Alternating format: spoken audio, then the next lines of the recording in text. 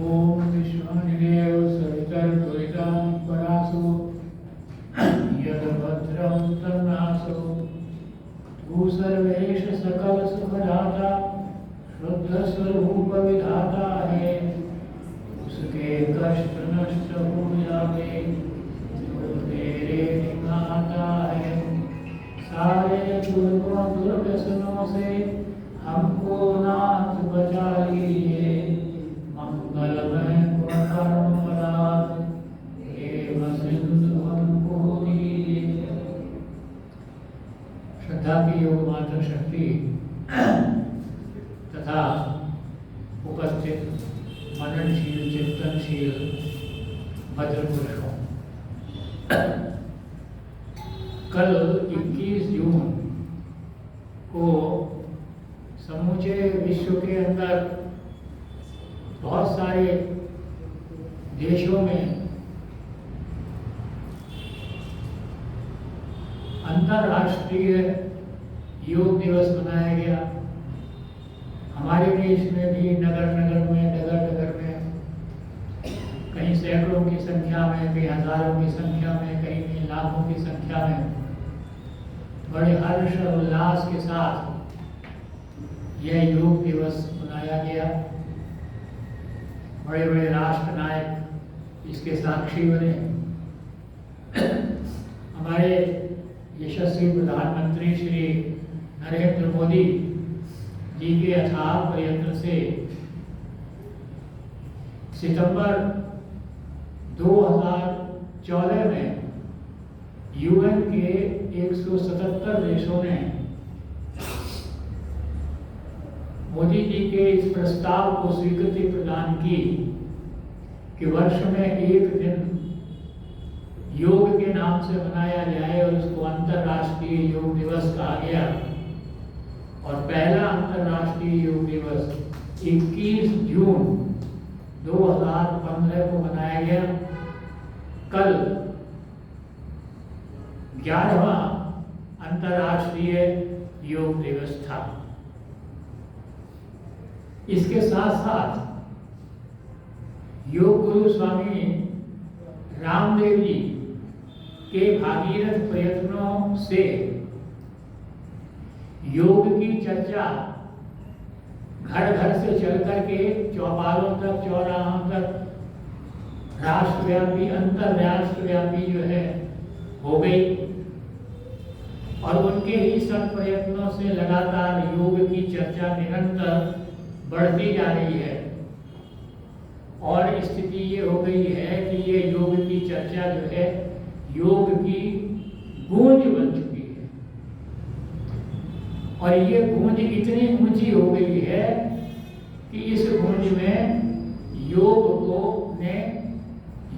को योगा ने जो है नाम ले लिया है। यह एक खेद की बात है कि अनेकों लोगों ने, अनेकों संस्थाओं ने अपने अपने हिसाब से योग की व्याख्या जो है वो करनी प्रारंभ कर दी। ये चर्चाएं इतनी आगे बढ़ी कि योग जो है स्वार्थ सिद्धि का साधन बन गया। योग की अनेकों दुकानें खुल गई। कल ही मैं एक हिंदी का समाचार पत्र जो आपके बेंगलोर में आता है, तो उसमें एक पेज जो है वो बिजनेस का होता है और उसमें उस मोटे मोटे अक्षरों में लिखा हुआ था कि योग जो है अंतरराष्ट्रीय स्तर के ऊपर एक बहुत बड़ा उद्योग बन गया है, बहुत बड़ी इंडस्ट्री बन गई है। अनेकों दुकानें खुल गई हैं। और उससे बड़ी विडंबना ये है कि योग का महर्षि पातंजलि ने तो अष्टांग योग की व्याख्या करी थी। योग के 8 अंग बताए थे और लोगों ने एक अंग ले लिया, 2 अंग ले लिया और उसको ही जो है योग का नाम दे दिया और अपनी अपनी जो है दुकानें जो है खोलनी प्रारंभ कर दी और शेष अंगों को नजरअंदाज कर दिया। वास्तव में योग की स्थिति उस हलवाई की दुकान के समान हो गई कि जिसके ऊपर एक बोर्ड लगा हुआ था कि यहाँ देसी घी की शुद्ध और ताज़ी मिठाइयाँ मिलती हैं। एक सज्जन आए, अरे भाई यही मिठाई सामने बन रही है, यही मिठाइयाँ रखी हुई हैं, देसी घी से बन रही हैं, चारों तरफ देसी घी की खुशबू है, तो देसी घी लिखने की क्या आवश्यकता है, इसको हटा दो। एक दूसरे सज्जन आए, आपकी रेपुटेशन बहुत अच्छी है, आपकी प्रतिष्ठा है, आपने क्वालिटी कंट्रोल किया हुआ है, सब जानते हैं, बिना बात को लोगों को संशय की स्थिति में क्यों डालते हो कि शुद्ध है या अशुद्ध है, शुद्ध भी हटा दो। एक तीसरे सज्जन आए, उन्होंने कहा भाई, उन्होंने ताज़ा शब्द के लिए जो है एतराज किया कि इसको हटा दो। एक और आए, उनसे ज़्यादा बुद्धिमान थे, और वो कहने लगे कि भाई देखो सामने मिठाइयाँ रख रही हैं, मिठाइयाँ बनी हुई हैं, तो यहाँ क्या मिलेगा, मिठाई मिलेगी, कोई कपड़े और गारमेंट्स तो मिलेंगे नहीं, कोई स्टेशनरी की कापी और पुस्तकें इसके अंदर नहीं मिलेंगी, मिठाइयाँ हैं तो मिठाइयाँ ही मिलेंगी। मिठाई शब्द भी उन्होंने हटा दिया। अब वहाँ लिखा मिल गया यहाँ मिलती है।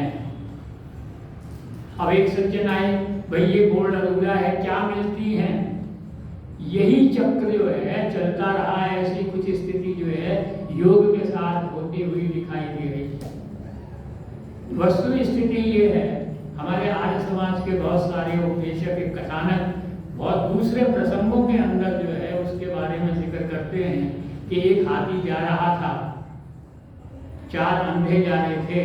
किसी व्यक्ति ने पूछा, ये हाथी जा रहा है, कैसा है ये हाथी? बोले जी हम तो नेत्रहीन हैं, हमें दिखाई नहीं देता, हमें क्या पता। तो बोले खैर वो हाथी को खड़ा कर देते हैं, तुम उसको छू करके जो है बताओ। जो परीक्षण होते हैं विज्ञान में भी छोटे छोटे बच्चों से परीक्षण कराए जाते हैं कि देख कर परीक्षण करो, सूंघ कर परीक्षण करो, छू कर परीक्षण करो। तो भाई तुम छू करके देख लो, तुम्हें हाथी का अंदाजा हो जाएगा। अब एक के हाथ में सूंड आ गई, उसने कहा अरे ये हाथी तो रस्सी का तरह से होता है। दूसरे के हाथ में पूंछ आ गई, उसने कहा हाथी तो झाड़ू होता है। तीसरे के हाथ में कान आ गया, उसने कहा हाथी तो कान होता है। चौथे के हाथ में हाथी का पांव आ गया, उसने कहा कुछ नहीं, हाथी सिर्फ एक खंबा होता है। ऐसी जी है कुछ स्थिति जो है योग की जो है हमारे सामने आ गई। और अगर मैं एक वाक्य के अंदर कहूं तो योग की वो स्थिति आ गई कि पत्तियों को पेड़ बताया जाने लगा। हमारे सबसे पहली बात यह है कि शब्द है अष्ट अंग योग। योग के 8 अंग हैं। योग के 8 स्टेप्स नहीं हैं, चरण नहीं हैं, पद नहीं है, ये अंग है। जैसे शरीर है, शरीर का सर एक अंग है, चेहरा एक अंग है जिसमें आंख नाक कान है, हाथ है, कंधे हैं, पेट है, पैर हैं, ये सारे अंग हैं। अगर हम शरीर को स्वस्थ रखना चाहते हैं तो हमारे सारे अंग जो हैं वो स्वस्थ होने चाहिए, सारे अंगों का हमको जो है ध्यान रखना चाहिए। अब मान लीजिए कोई कहे नहीं शरीर का महत्वपूर्ण तो यही है, असली शरीर तो सर है, और मान लीजिए सर जो है वो स्वस्थ बनाता चला जाए, स्वस्थ बड़ा हो जाए, सर बड़ा हो जाए, चेहरा बड़ा हो जाए, हाथ पैर जो है, धड़ जो है वो छोटा रह जाए, तो क्या होगा? शरीर जो है विकृत हो जाएगा, और विकृत होने के बाद क्या होगा कि शरीर अंत की स्थिति तक जो है वो पहुंच जाएगा। हमारा व्यक्तित्व है, उसके भी कई अंग होते हैं, उसमें एक अंग जो है वो शरीर है। व्यक्तित्व का एक अंग जो है हमारा मन है। शरीर का वो व्यक्तित्व का एक अंग जो है हमारी बुद्धि है। व्यक्तित्व का एक अंग हमारी आत्मा है। तो अगर हम अपने व्यक्तित्व का सर्वांगीण विकास करना चाहते हैं तो हमें शरीर का तो ध्यान रखना ही है। सही बात है, बहुत महत्वपूर्ण है। कहा गया है शरीर माध्यम खलु धर्म साधनम, तो हमें लेकिन शरीर के साथ साथ हमें मन का भी तो ध्यान रखना पड़ेगा। कहते हैं मन के हारे हार है, मन के जीते जीत। आपका शरीर कितना ही बलिष्ठ क्यों ना हो, कितने ही अच्छे देह यष्टि के आप स्वामी क्यों ना हो, कितने ही बड़े पहलवान क्यों ना हो, अगर आपका मन सही नहीं है तो वो शरीर जो है कोई भी कार्य नहीं कर सकता। इसीलिए कहावत कही गई है, मन के हारे हार है, मन के जीते जीत। तो इसी प्रकार से जो योग के 8 अंग हैं, वो विभिन्न अंग जो है वो विभिन्न प्रकार से विभिन्न स्थितियों के अंदर स्वास्थ्य हमको प्रदान करते हैं। 8 अंग बताए, यम, नियम, आसन, प्राणायाम, प्रत्याहार, धारणा, ध्यान और समाधि। यम और नियम जो हैं ये मानसिक स्वास्थ्य के लिए हैं, मानसिक बल प्रदान करने के लिए हैं। क्यों? क्योंकि मन जो है वही वास्तव में शरीर को भी है संचालित करता है। मन सही नहीं है तो शरीर भी सही रूप से जो है नहीं चलेगा। इसीलिए हम जो है प्रार्थना करते हैं ईश्वर की, क्या कहते हैं, यत् जाग्रतो दूरम उदयति दैवम तदु सुप्तस्य तथैवेति दूरम गमं ज्योतिषाम ज्योतिरेकम तन्मे मनः शिव संकल्पमस्तु। हमारा मन जो है वो शिव संकल्प को धारण करने वाला हो, यही संचालित करेगा। मन जिस दिशा में जाएगा उसी दिशा में वो इंद्रियों को भी जो है ले जाएगा। इसलिए 2 अंग जो योग के बताए गए वो यम और नियम जो है वो मानसिक स्वास्थ्य को स्वस्थ प्रदान करने के लिए, स्वास्थ्य प्रदान करने के लिए है। आसन और प्राणायाम शारीरिक स्वास्थ्य को ठीक करने के लिए है। प्रत्याहार और धारणा आत्मा के लिए है, आत्मा को उन्नत बनाने के लिए, आत्मा को पवित्र बनाने के लिए है। और ध्यान और समाधि उस परमपिता परमात्मा से निकटता प्राप्त करने के लिए, उससे साक्षात्कार करने के लिए, उसका दर्शन, उसकी उपासना करने के लिए जो है यह जो अंतिम 2 अंग हैं ये कर लिए गए हैं। अब इनमें कोई भी आप जो है एक अंग ले लीजिए, अगर उसके बिना जो है गाड़ी जो है चल नहीं पाएगी।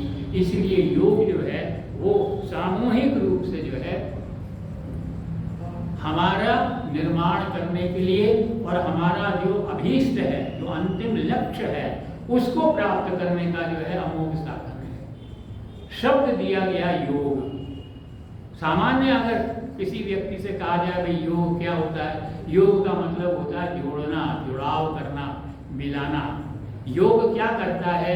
आत्मा को आत्मा से मिलाता है, आत्मा को शरीर से मिलाता है, आत्मा को मन से मिलाता है, आत्मा को बुद्धि से मिलाता है और फिर अंत में जो है परमपिता परमात्मा से जो है वो मिलाता है। तो इस प्रकार से जो है हम ये देखते हैं कि जीवन का कोई भी क्षेत्र ऐसा नहीं है जिसमें योग की आवश्यकता हमको न हो। हमारे व्यक्तिगत जीवन में, हमारे पारिवारिक जीवन में, हमारे सामाजिक जीवन में, हमारे राष्ट्रीय जीवन में और हमारे अंतर्राष्ट्रीय जीवन के अंदर योग एक बहुत बड़ा महत्वपूर्ण स्थान जो है लिए हुए है। लेकिन इसके साथ साथ जैसा कि जोड़ दिया गया वो बात नहीं है, योग का स्थान से कोई लेना देना नहीं है, योग का समय से कोई लेना देना नहीं है, योग काल से निर्भर नहीं करता, योग जाति पर निर्भर नहीं करता, योग संप्रदाय पर निर्भर नहीं करता, योग किसी मजहब के ऊपर निर्भर नहीं करता। वास्तव में योग जो है वो यूनिवर्सल है, योग सार्वभौमिक है, योग जो है सार्वत्रिक है। तो इसलिए योग को उसी तरह से जो है देखना चाहिए। अब योग को अगर हम पढ़ना शुरू करें, मैं तो स्वयं कोई योग का देता नहीं हूँ, कोई योगाचार्य नहीं हूँ, कोई योग गुरु नहीं हूँ, सामान्य सा ज्ञान जो है योग के बारे में रखता हूँ, सरलता की तरफ देखता हूँ। तो मुझे पतंजलि का जो है एक सूत्र जो है जो प्रारंभ में योग दर्शन के अंदर पतंजलि ने दिया है, जो योग की भूमिका हमको बता देता है कि योग क्या करता है या योग की क्या व्याख्या या परिभाषा है। 3 शब्दों के अंदर कहा है, क्या है कि चित्त वृत्ति निरोध योगा। चित्त की वृत्तियों का निरोध जो है वो योग है। चित्त की वृत्तियों का नियंत्रण करना जो है वो योग है। इसी से हमारे सारे अंग जो हैं, हमारे स्वयं के शरीर के और हमारे व्यक्तित्व के सारे अंग जो हैं वो सही दिशा के अंदर काम करना प्रारंभ कर देंगे। योग की एक और व्याख्या की एक महान हमारे आप जो आप्त पुरुष हैं, जिनको हम योगेश्वर कहते हैं, योगी राज कहते हैं, योगेश्वर कृष्ण ने गीता के अंदर योग की जो है व्याख्या की है। और उन्होंने भी 2-3 शब्दों के अंदर जो है योग की बात कही और उन्होंने कहा योगः कर्मसु कौशलम। कर्म की कुशलता का नाम योग है। कर्म की कुशलता जो है वो योग से जो है वो हमको प्राप्त होती है। मैं इस योग को सरलतम स्थिति से जो है प्रारंभ करके अपनी बात रखने का जो है प्रयत्न करूंगा। योग सबसे पहले जीवन में हमें कहाँ दिखाई देता है? जब एक छोटा सा बालक विद्या अध्ययन प्राप्त करना शुरू करता है, विद्यारंभ करता है, विद्यालय जाता है और उसकी पढ़ाई शुरू होती है और गणित के अंदर उसको सबसे पहले संख्याओं का ज्ञान दिया जाता है और उसके बाद उसको जो है योग की बात की जाती है, जुड़ाव की बात की जाती है। आजकल हमारी जो शिक्षा प्रणाली है वो इस बात पर बहुत जोर दे रही है कि हमारा कोई भी विषय है वो हमारे दैनिक जीवन के साथ जो है जुड़ा हुआ होना चाहिए। अब योग की संख्याओं की योग की बात तो है, लेकिन योग की एक और भी स्थिति है जुड़ाव की, कि जुड़ाव जो है वो हमारे अच्छे के लिए भी होता है, जुड़ाव हमारे पतन के लिए भी होता है, जुड़ाव से हमें सुख भी प्राप्त होता है, जुड़ाव से हमें जो है वो दुख भी प्राप्त होता है। तो सबसे पहली सावधानी हमारी ये है कि हमारा जुड़ाव ऐसा होना चाहिए जो हमें पतन की ओर ना ले जाए, हमें दुख की ओर ना ले जाए। और वो जुड़ाव किनसे होता है? वो जुड़ाव होता है काम, क्रोध, लोभ, मोह, अहंकार, ईर्ष्या, द्वेष, घृणा। ये सब अगर इन सब का जोड़ किया जाएगा तो ये हमें जो है पतन की ओर ले जाएगा। तो यह जो है योग, इसको कुयोग कहते हैं। और कुयोग के जो है प्रमुख रूप से 3 कारण होते हैं। सबसे पहला कारण जो मैं समझता हूं वो है अयोग। मनुष्य जो है वो सामाजिक प्राणी है। मनुष्य अकेला नहीं रह सकता। सबसे पहला आश्रम ब्रह्मचर्य होता है। एक विद्यार्थी ब्रह्मचर्य धारण करता है, विद्या अध्ययन करता है, उस स्थिति में वो उसका केंद्र वो खुद होता है, उसको अपना ही ध्यान होता है, अपना ही निर्माण करता है, अपनी ही आवश्यकता की पूर्ति करता है, उसे अपना ही अपना दिखाई देता है कि मेरा स्कूल, मेरी किताबें, मेरे टीचर, मेरा टाइम टेबल, मेरा खेल कूद, मेरा ये मेरा वो। लेकिन फिर भी गुरुकुल के अंदर रहता है, विद्यार्थियों के बीच में रहता है। और जब कर्म क्षेत्र में उतरता है और उसका विवाह होता है तो सबसे पहला कर्म क्षेत्र में कार्य क्या होता है? विवाह होता है। वो 1 से 2 बनता है, फिर 2 से 3 और 4 बनता है, फिर परिवार बनता है, फिर समाज बनता है, फिर राष्ट्र बनता है। तो ये सबसे बड़ा जो है ये एक जिसको कुयोग कहते हैं वो अयोग होता है।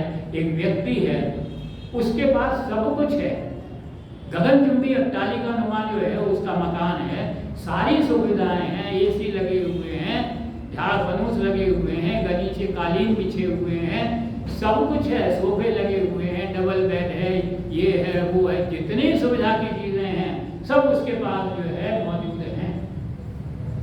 और खाने पीने की भी सारी बातें हैं, खाद्यान्न से उसके स्टोर भरे हुए हैं, टोकरे जो है फलों के रखे हुए हैं, ड्राई फ्रूट्स रखे हुए हैं, और उसको सारे पकवान, सारे भोजन जो है 56 भोग उसको खाने के लिए मिलते हैं, सारे उपलब्ध हैं। चलने के लिए बड़ी बड़ी गाड़ियां जो हैं, करोड़ों रुपए की एक गाड़ी है वो उसके दरवाजे के ऊपर खड़ी हुई है। सेवा करने के लिए सारे सेवादार उसके पास उपस्थित हैं, लेकिन फिर भी वो बेचैन है, फिर भी वो दुखी है, फिर भी वो परेशान है। क्यों?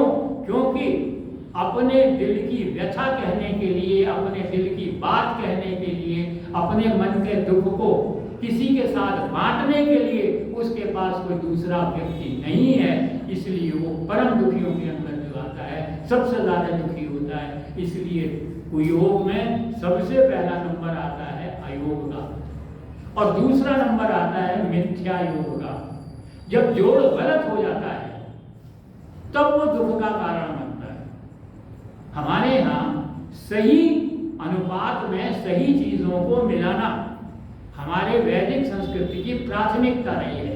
यज्ञ की जब बात करते हैं तब क्या कहते हैं, यज्ञ की व्याख्या करते हैं देव पूजा संगतिकरण। संगतिकरण अगर नहीं है, अगर मिथ्या योग नहीं है, सही जोड़ नहीं है, तो जीवन में कभी भी आप आगे जो है नहीं बढ़ सकते। आपको हलवा अच्छा लगता है, हलवा बनाने के लिए चलते हैं, आपने पाक शास्त्र देख लिया भाई क्या क्या चीज़ें चाहिए, आटा चाहिए, बेसन चाहिए, सूजी चाहिए, घी चाहिए, शक्कर चाहिए, दूध चाहिए, जो कुछ भी ड्राई फ्रूट्स चाहिए, सब आपने इकट्ठे कर लिए। जो अनुपात है उसके लिए, जो प्रोसेस है, जो विधि है वो आपको पता है, उसके अनुसार आप जो है हलवा बनाने लगे और हलवा बनने के लिए तैयार है। अचानक आपका ध्यान जो है अपने लंच की तरफ चला गया कि भाई दाल तो कैसी अच्छी लगती है कि दाल के अंदर जो है नमक, मिर्च और हींग का जो है तड़का लगा दिया जाए तो दाल स्वादिष्ट हो जाती है। क्यों ना हलवे के अंदर भी जो है मिर्च का और हींग का तड़का लगा दिया जाए। अब वो तड़का आपने लगा दिया, आप जुबान पर रखेंगे उल्टी आनी शुरू हो जाएगी। क्यों? क्योंकि आपने मिथ्या योग किया है।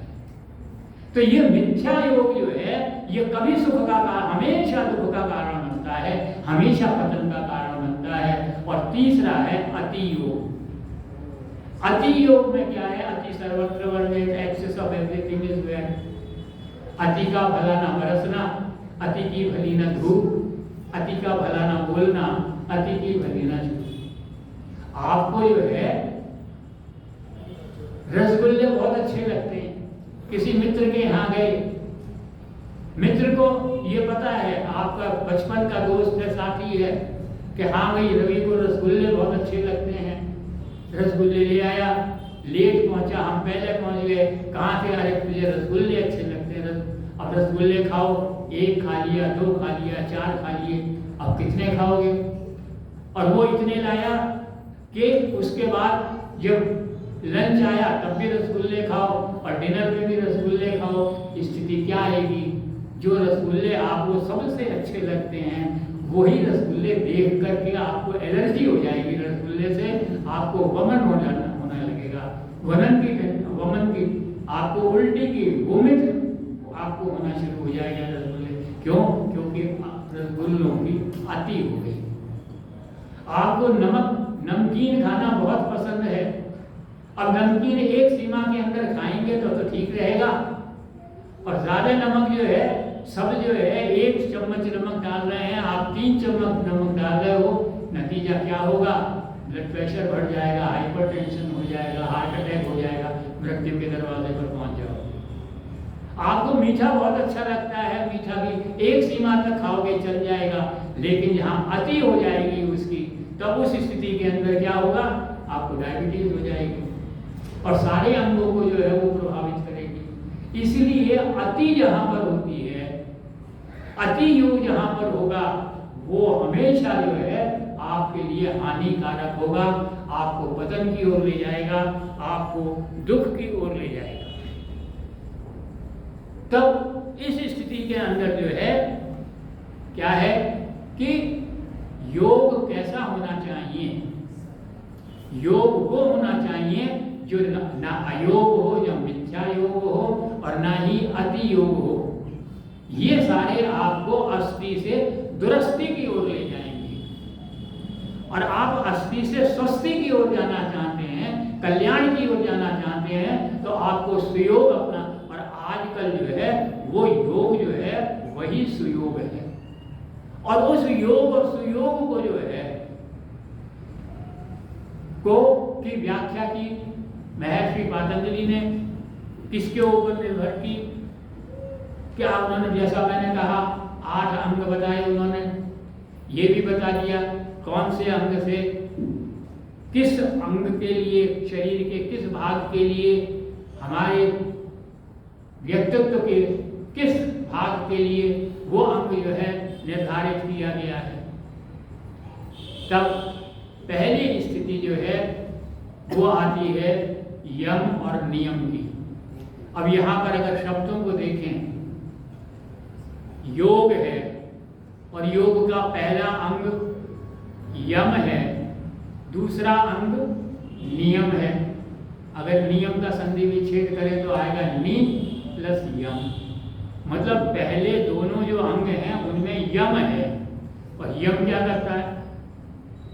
योग तो जोड़ता है, जुड़ाव पैदा करता है, और यम क्या करेगा? जब यमराज पधारते हैं तो क्या करते हैं? वो यम करेगा, अर्थात आत्मा को शरीर से अलग करने का काम जो है वो जब यमराज पधारते हैं तो वो करते हैं। तो यम जो है वो क्या करता है? अलग करता है, दूर करता है, आपको छुटकारा दिलाता है। तो ये किससे छुटकारा दिलाएंगे?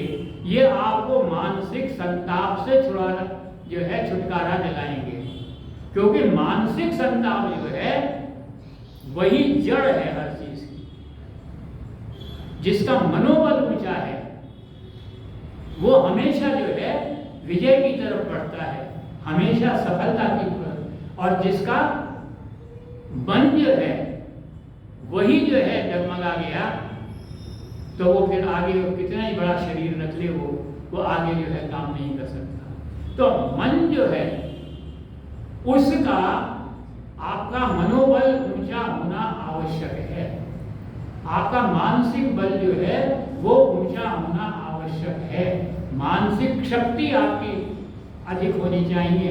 आप लोग कितने ही रोज जो है उदाहरण देखते हैं कि कोई जो है शारीरिक रूप से किसी में ये अपंगता है, वो अपंगता है, किसी को ये परेशानी है, किसी को ये दुख है, लेकिन जिसके अंदर मानसिक शक्ति होती है वो सारी लड़ाइयों को पार करके जो है विजय को प्राप्त कर लेता है। तो इसलिए जो है इस मानसिक संताप को दूर करने के लिए, मानसिक स्वास्थ्य को जो है प्राप्त करने के लिए महर्षि पातंजलि क्या कहते हैं कि वह यम और नियम को जीवन में धारण करो। अब आपका जीवन सुचारू रूप से कैसे चले, कैसे आप सुख प्राप्त करें अपने जीवन के अंदर, तो आपको अपनी 2 बातों के ऊपर विशेष ध्यान देना होगा। एक आपको अपने आचरण के ऊपर ध्यान देना होगा और एक आपको अपने व्यवहार के ऊपर ध्यान देना होगा, क्योंकि इसी से सारा कार्यक्रम आपका जो है बनता है। तो व्यवहार जो है होना चाहिए आपका अच्छा। ये 2 चीजें आवश्यक हैं आपके दैनिक जीवन के संचालन के लिए।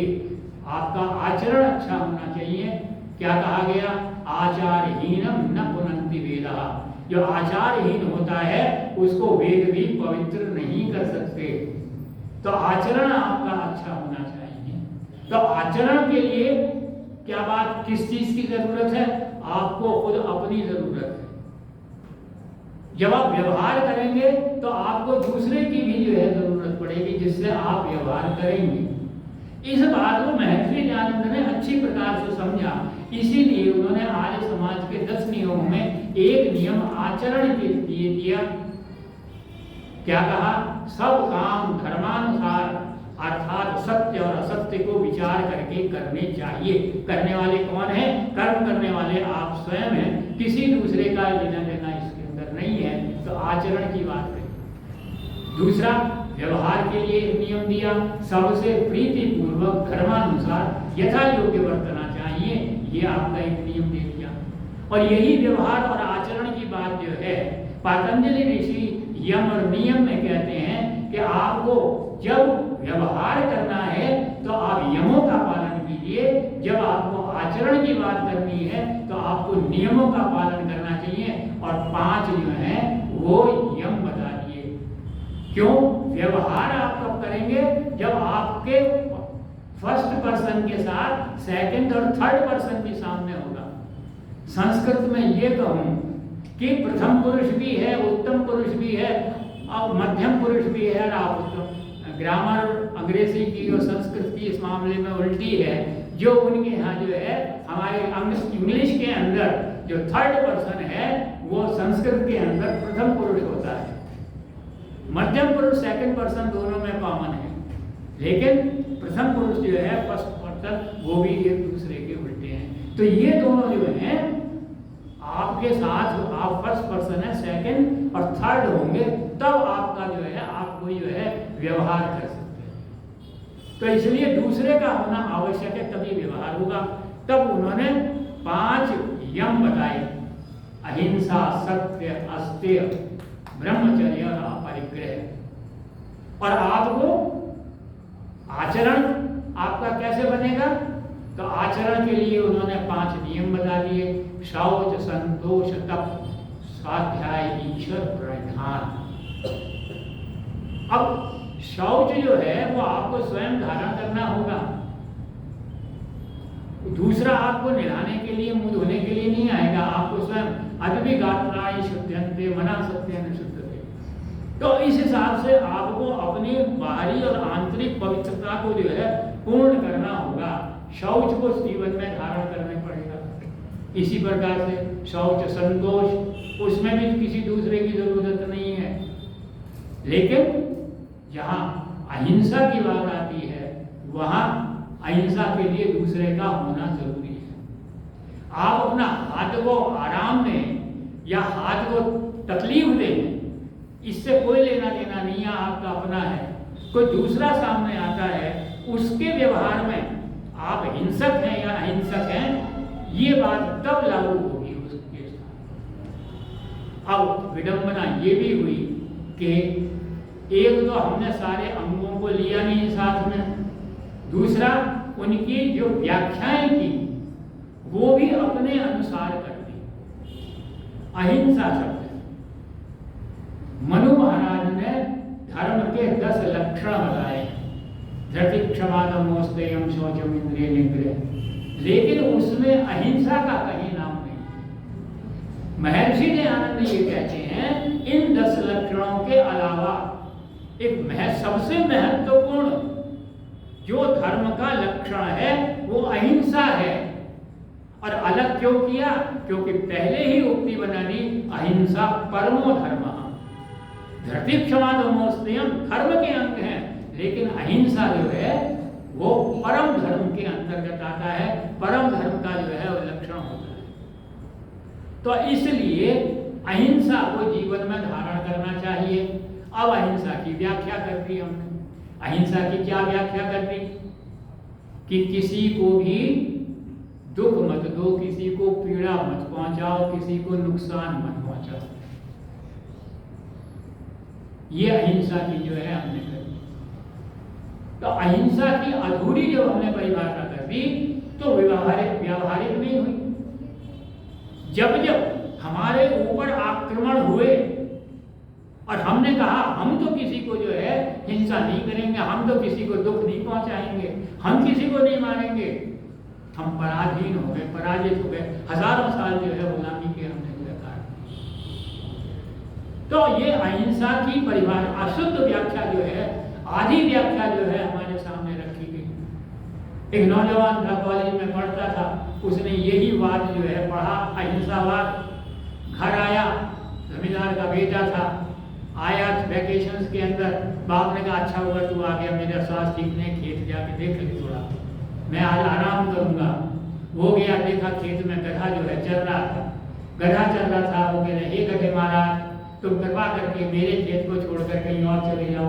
अब गधा मुनि की बात आप देखो, मैं अहिंसावादी हूँ, मैं आपको कोई कष्ट नहीं पहुँचाऊंगा, आप मेरा खेत छोड़ दो, बहुत बड़ी हानि, बहुत बड़ा नुकसान हो जाएगा। नहीं मानोगे मैं अनशन कर दूंगा, मैं सत्याग्रह कर दूंगा, मैं अहिंसात्मक तरीके से आपको जो है मनाने का प्रयत्न करूंगा। बैठ गए महाराज गधे के आगे। उधर बाप ने सोचा पता नहीं भाई लड़का है शहर में, पता नहीं क्या आदतें पड़ गई हूँ, कहीं चारपाई पे सो ही ना गया हो, चलो चलता हूँ। देखा तो गधा जो है 1/4 खेत खा चुका था। पास में से एक डंडा उठाया और डंडा उठा के पहले तो गधे को मारा खींच करके, वो जो है चिल्लाता हुआ भागा। ये बोले पिताजी आपने क्या किया? मैं तो अहिंसा के मार्ग पर चल करके इसका हृदय परिवर्तन कर रहा था। वो पिता ने कहा, बेटा हृदय परिवर्तन उनका किया जाता है जिनका हृदय होता है। जो हृदयहीन होते हैं उनका हृदय परिवर्तन इस तरह से नहीं होता। उनका हृदय परिवर्तन कैसे होता है कि पहलगांव के अंदर जब कुछ नवयुवक नई शादी करके सुरम्य वातावरण में अपने गृहस्थ आश्रम को जो है आनंद पूर्वक प्रारंभ करने के लिए घूमने के लिए गए, कुछ और सैलानी गए और वहां पर ऐसे हृदयहीन आ गए जिन्होंने जो है गोलियों से भून दिया उठा करके, उन लड़कियों का, उन नवयुवतियों का जो है सिंदूर उजाड़ दिया। किसी का माँ का बेटा चला गया, किसी बहन का भाई चला गया, कहीं कुछ हो गया। तो ऐसे हृदयहीन के लिए फिर हमारे प्रधानमंत्री ने गर्जना की, यह जो विभत्स पाप किया है तुमने इसका तुमको परिणाम भुगतना पड़ेगा, और ऐसा परिणाम भुगतना पड़ेगा जो तुम्हारी जो है संतति याद रखेगी हमेशा। और ये है, और कर दिया कौन सा? ऑपरेशन सिंदूर। और करने के बाद भी कह दिया ये इति नहीं है, ये मेरा आंदोलन चलता रहेगा, ये ऑपरेशन चलता रहेगा, क्योंकि तुम इसी भाषा को जो है समझते हो। अगर हम वैसे देखें कि भाई दुख देने वाला हिंसक होता है, अहिंसक नहीं होता, अहिंसा का पालन नहीं करता, तो दुनिया का सबसे बड़ा हिंसक अगर कोई है तो वो ईश्वर है। वो हमारे कर्तव्यों का, हमारे कर्मों का जो है फल हमको जो है निरंतर देता है, और हम जैसे कर्म करते हैं वैसे ही हमको दुख मिलते हैं। और जिसको देखो वो दुखी है क्योंकि कर्म ही ऐसे किए हैं। नानक जी ने कहते हैं ना, नानक दुखिया सब संसार। तो सारे संसार को दुख देने वाला कौन है?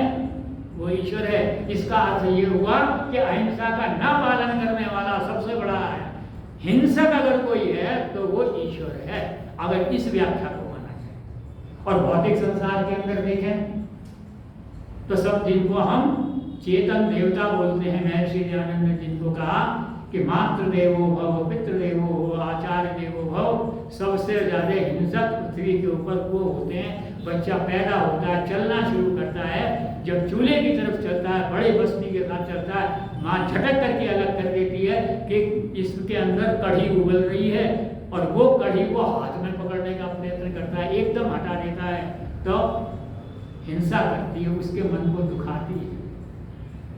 पिता उसको कुमार्ग में चलने से रोकता है, रोज टोकता है, और उस आयु में टोकता है जिस वक्त रोक टोक जो है इस एडोलेसेंस के अंदर जो है बिल्कुल बच्चा पसंद नहीं करता। गुरु है वो टोकता है। तो इसका साफ मतलब ये है कि या तो वास्तव में ये सब हिंसक हैं, अहिंसा का पालन नहीं करते तो हमारे वेद के अंदर अहिंसा की बात कही क्यों गई है, या फिर दूसरी बात सामने आती है कि अहिंसा जो है उसकी व्याख्या ही हमने गलत करी। वास्तव में अहिंसा की जो व्याख्या होती है वो ये होती है कि न्याय के आधार पर न्याय पूर्वक किसी को कोई पीड़ा नहीं पहुंचाना, दुख न पहुंचाना, ये अहिंसा है। और अगर इसको ना माना जाए और सामान्य न्याय का शब्द हटा दिया जाए तब क्या होगा? तब वो अहिंसा जो है हिंसा बन जाएगी, वो पक्षपाती बन जाएगी, वो अन्यायकारी बन जाएगी। इसलिए न्याय के लिए आवश्यक है कि अहिंसा कब करनी चाहिए, कब किसी को न दुख देने की बात करनी चाहिए, जबकि वो न्याय के ऊपर आधारित हो। अगर कोई अन्याय कर रहा है तो वहां अहिंसा जो है कार्य नहीं करेगी। तो यह जो है हमारा पहला जो है अंग है अहिंसा का, इसको हमें जीवन में पालन करना चाहिए। और दूसरा सत्य, सत्य तो सर्वोपरि होता है। महर्षि दयानंद ने खोज की तो सत्य की, और जब सत्य की खोज हो गई, सत्य का ज्ञान हो गया, तो एक ग्रंथ लिखा, अजेय काल ग्रंथ लिखा, और उसका नाम भी लिखा सत्यार्थ प्रकाश। आर्य समाज की स्थापना की, 10 नियम बनाए। 10 नियमों में पहले अभी आपने पढ़े सुने, आप सबको याद भी होंगे। पहले 5 नियम जो है वो सत्य से प्रारंभ होते हैं या सत्य से लिप्त होते हैं, संलिप्त होते हैं, सत्यता उनके अंदर होती है। सब सत्य विद्या की बात कही, वेद सब सत्य विद्याओं की पुस्तक। बात कही। सत्य के ग्रहण करने, असत्य के मतलब 5 नियम ये कह रहे हैं कि सत्य का पालन करना चाहिए। और हमारी वैदिक संस्कृति सत्य को सबसे ऊपर रखती है। हम प्रार्थना करते हैं असतो मां सद्गमय तमसो मां ज्योतिर्गमय मृत्योर्माम। सबसे पहले क्या करते हैं, हे ईश्वर हमें असत्य से सत्य की ओर ले जाओ। असतो मां सद्गमय, सत्य की ओर ले जाओ। इसीलिए हमारा जो है एक राष्ट्रीय चिन्ह बनाया गया, वो दो शेर जो है बनाए गए और नीचे जो है हमारा राष्ट्रीय घोष लिखा गया। क्या है, सत्यमेव जयते। सत्य की जो है जीत होती है। हमें याद है जब हमारा कन्वोकेशन होता था, वो काला चोगा और वो हुड पहन करके ऐसा लगता था जीवन का सर्वश्रेष्ठ दिन वही है जब हमको डिग्री मिल रही है कि आज हम बैचलर ऑफ साइंस बन जाएंगे, आज हम मास्टर ऑफ साइंस बन जाएंगे। बड़े तो उसमें क्या परंपरा थी अब तो पता नहीं है या नहीं। उस समय जो दीक्षांत के लिए आया करते थे वो एक कागज हाथ में होता था और हम खड़े होकर के हाथ आगे करके कहते थे जो हम बोले वो तुम बोलो।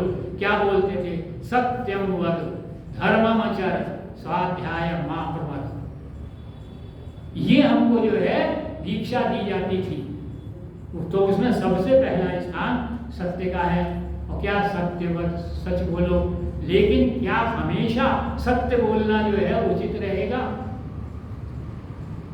अगर कोई युद्ध में जो है हमारा सैनिक अधिकारी बंदी बना लिया जाता है, प्रिजनर ऑफ वार बनता है, उसको यातनाएं दी जाती हैं और उससे कहता है सच सच बताओ क्या योजनाएं हैं तुम्हारी, क्या प्लानिंग है तुम्हारे यहाँ की, कहाँ कहाँ तुम्हारे भंडार हैं, तब क्या उसको सच बताना चाहिए? तो सत्य मत का पालन वहां पर वो असत्य है। सत्य परिवर्तित होता है।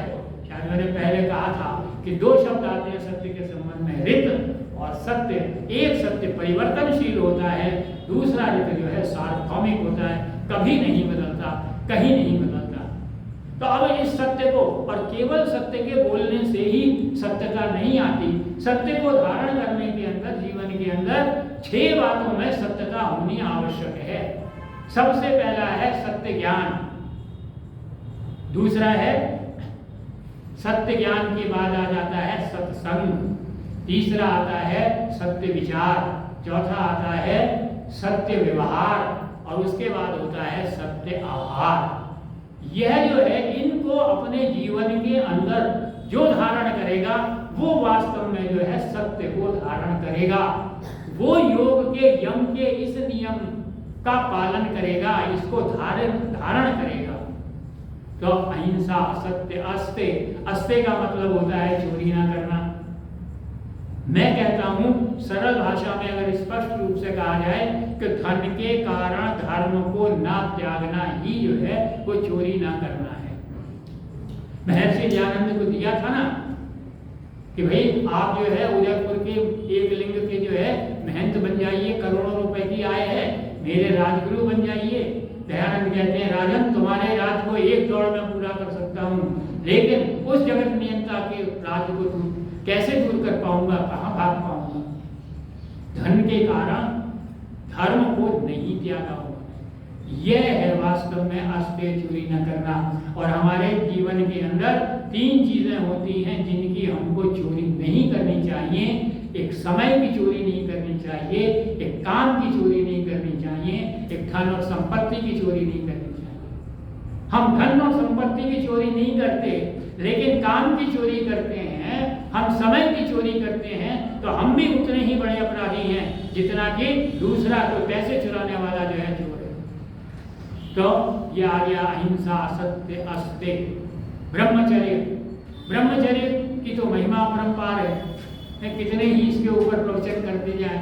घड़ी जो है तेजी के साथ आगे बढ़ रही है, कभी समय मिलेगा। लेकिन मैं कहूँ कि हमें धर्म का उपदेश कहाँ मिलता है? जब हम यज्ञ के बाद जो है ईश्वर से प्रार्थना करते हैं, तेजोमसि तेजोमयी देहि, बलमसि बलमयी देहि, वीर्यमसि वीर्यमयी देहि। जब हम वो धारण करते हैं तब हम ब्रह्मचर्य को धारण करते हैं, जिसको 14 वर्ष के वनवास में मर्यादा पुरुषोत्तम राम ने धारण किया था और विवाह के पश्चात 12 वर्ष तक जो है उस ब्रह्मचर्य का पालन योगेश्वर कृष्ण ने किया था, विवाह के उपरांत किया था। और एक होता है अपरिग्रह। अपरिग्रह का मतलब क्या होता है कि भाई जितनी आवश्यकता है उतना ही लो, बिना दूसरे की चीज को बिना पूछे ना लो। एक स्थान पर तो मैंने ये भी पढ़ा देखा लिखा हुआ कि भाई अगर तुम्हारी पत्नी की कोई वस्तु है, जबकि एक माने जाते हैं पति और पत्नी, उसको भी बिना उससे पूछे इजाजत से जो है नहीं लेना चाहिए। तब यह जो अपरिग्रह है इसका उपदेश हमको कहाँ से मिलता है? ईशावास्यम इदं सर्वं यत् किंच जगत्याम जगत तेन त्यक्तेन भुंजीथा मां गृहा कस्य सिद्धनम, तेन त्यक्तेन भुंजीथा मां गृहा। इसको जीवन में अगर हम धारण करेंगे तो हम अपरिग्रह को धारण करेंगे। और जब ये पांचों के पांच यम हम जीवन में धारण करेंगे तो हमारा व्यवहार हरेक के साथ जो है प्रशंसनीय होगा, श्लाघनीय होगा और संतुलित होगा और हमारे जीवन में हमको आगे बढ़ाने वाला होगा। दूसरे पांच जो है नियम बताए हैं और उन नियमों को हम अपने जीवन में शौच संतोष तक धारण करें। उसके पश्चात जो है आसन और प्राणायाम के बारे में तो आपको हर शहर और हर गली में बताने वाले बहुत मिल जाएंगे। फिर आ जाता है प्रत्याहार, जो आपके शरीर के आपके 10 इंद्रियां हैं उनको मन के साथ जोड़ना, वो प्रत्याहार के अंतर्गत आता है। और आपका जो है किसी भी एक इंद्रिय एक स्थान के साथ केंद्रित होना जो है वो धारणा के अंदर आता है। और एक के साथ कंसंट्रेट होना, स्थायी रूप से जुड़ जाना, वो जो है ध्यान के अंतर्गत आता है।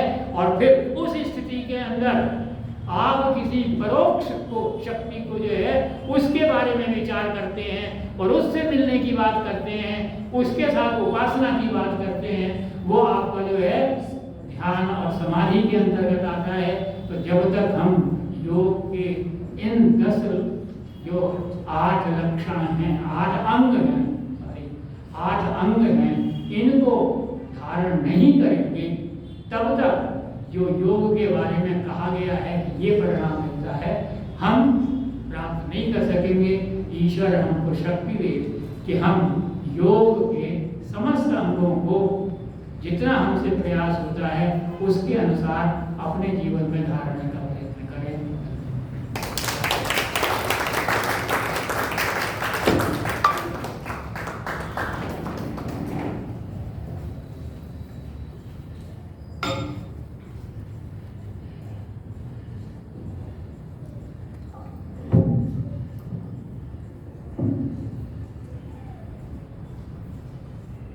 रवि पटनायक जी का बहुत बहुत धन्यवाद। एक जोर से ताली हो जाए।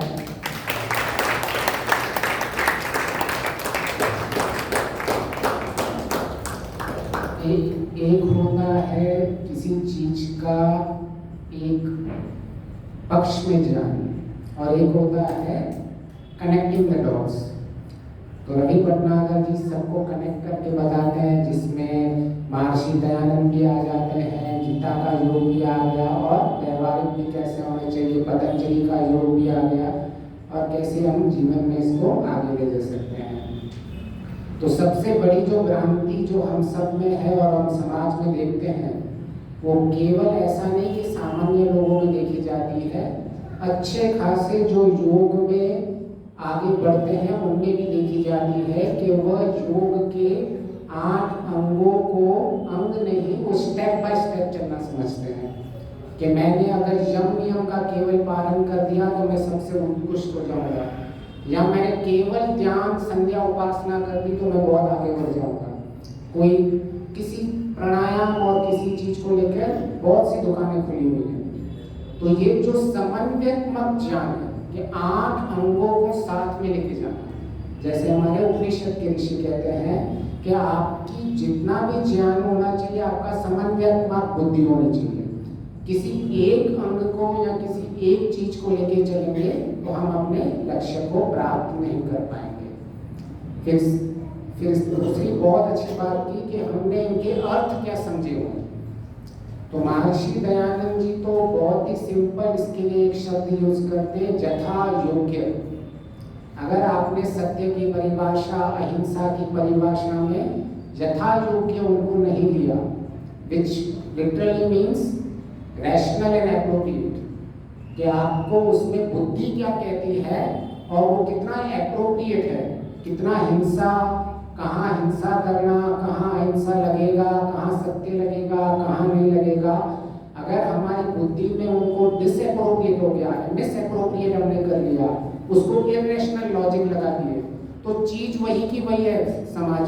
समाज में कहीं योग की कोई दूसरे शब्द यूज नहीं हो रहे, योग के लिए यही शब्द यूज हो रहे हैं, पर उनको इरेशनल एंड डिसएप्रोप्रिएट तरीके से प्रेजेंट किया जा रहा है।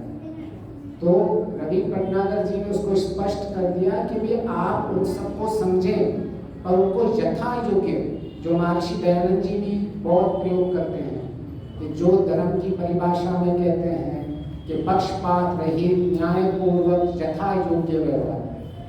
तो महर्षि दयानंद जी का ये बहुत ही फेवरेट वाक्य है। तो ये दो तीन वाक्य, 2-3 शब्द में कैसे वो बैलेंस्ड अप्रोच बोल लेते हैं कि वैसे हम सब कुछ ऐसे नहीं है कि हम ऐसे दुनिया में रहते हैं कि हम इन सब ज्ञान से वंचित हैं। तो ज्ञान इतना इम्पोर्टेंट नहीं बन जाता अगर उसके साथ मिथ्या ज्ञान हो। तो कैसे अगर छोटी छोटी चीज में जब मिथ्या ज्ञान आ जाता है और हम उसको ज्ञान समझते हैं तो वो बहुत हमारे लिए हानिकारक रहता है। तो जब हमें ये स्पष्ट हो जाता है कि हम जब योग डे मनाएं तो हम योग के सारे अंगों को उनके यथा योग्य, जो जितना जहाँ आवश्यक है उनका प्रयोग करें। योग का एक मेन मैसेज भी होता है कि केवल योग नहीं, उसका उपयोग, उसका प्रयोग। आजकल योग सिर्फ हमारे शब्दों में रह गया है, उपयोग और प्रयोग तो दूर की बात हो गई है। तो जब भी हम योग के साथ उपयोग प्रयोग करें तो हम ये मेक श्योर करें कि हम सारे अंगों को साथ में लेके चल रहे हैं। जब कहीं भी इंक्रीमेंटल स्टेप्स नहीं है, आप कभी भी किसी एक अंग को लेके हम अपने जीवन के लक्ष्य को प्राप्त नहीं कर सकते हैं। तो रवि भटनागर जी का बहुत बहुत पुण्य धन्यवाद, और आशा करते हैं वो हमारे ऐसे ही मार्गदर्शन करते रहेंगे और हमारे जीवन में हम आगे ऐसे ही बढ़ते रहते हैं। आपका बहुत बहुत धन्यवाद।